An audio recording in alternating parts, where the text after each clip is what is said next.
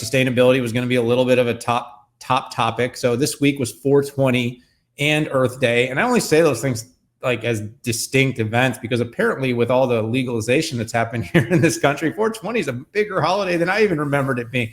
Dazed and confused, they shall say. But anyways, it's like Joe Kernan on CNBC. He always finds a way to talk about marijuana and marijuana stocks. I don't know what his deal is with that, but it always makes me laugh. Stonks, Daniel. It stonks now. Stonks. Get with the program. Stonks. But listen, HP is also getting into this space, and another company that's on a really, really solid trajectory. You wrote a nice piece in Forbes talking a little bit about what's going on there. Yeah, no, I appreciate that. So HP,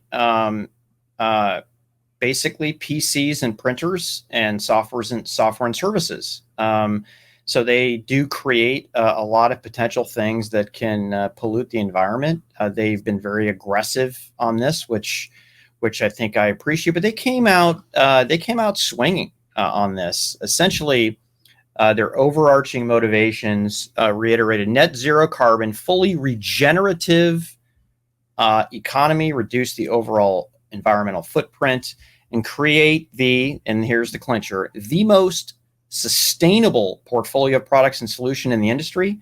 Basically, that's saying we're going to do this better than you, Dell, Lenovo, Apple, Canon, and Xerox. So those are some pretty big fighting words.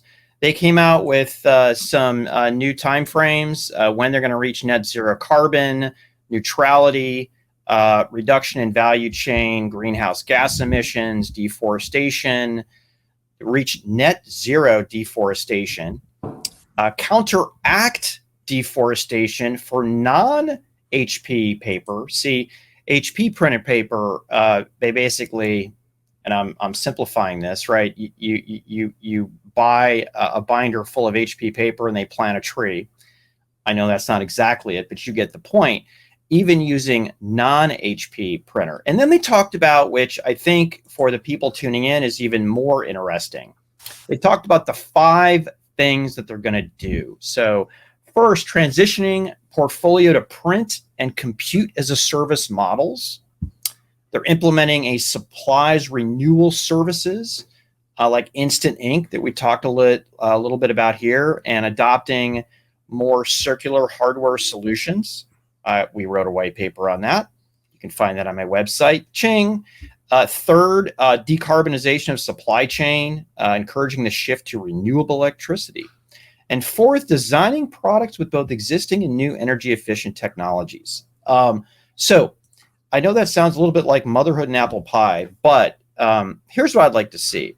I'd like to see some designs from the ground up that are upgradable, that can be used for a decade.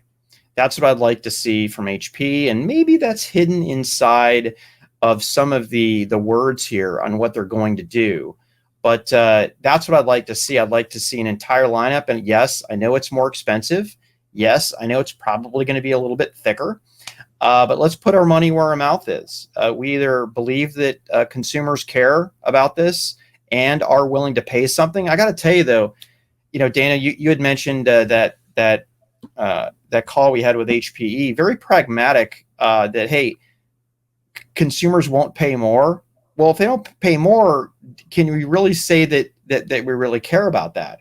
Well, we only have, 20 minutes left here, but we should debate that at some point. If people aren't willing to pay more, are we really behind this?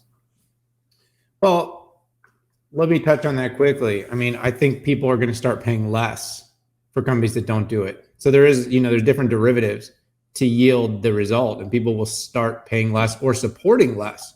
So keeping margins intact, needing to find ways to build sustainable products with greater margins and greater efficiencies. We're still in the early innings. It costs more. It's more complex. It's more difficult.